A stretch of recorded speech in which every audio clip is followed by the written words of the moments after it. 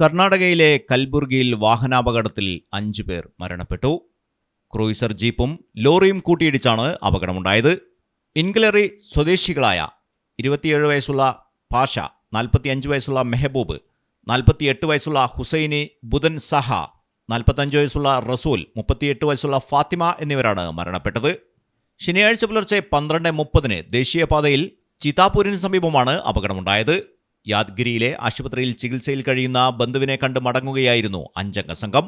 ഇവർ സഞ്ചരിച്ച ക്രൂയിസർ ജീപ്പും ഗുജറാത്തിൽ നിന്നും ചെന്നൈയിലേക്ക് പോവുകയായിരുന്ന ചരക്ക് ലോറിയും തമ്മിലാണ് കൂട്ടിയിടിച്ചത്.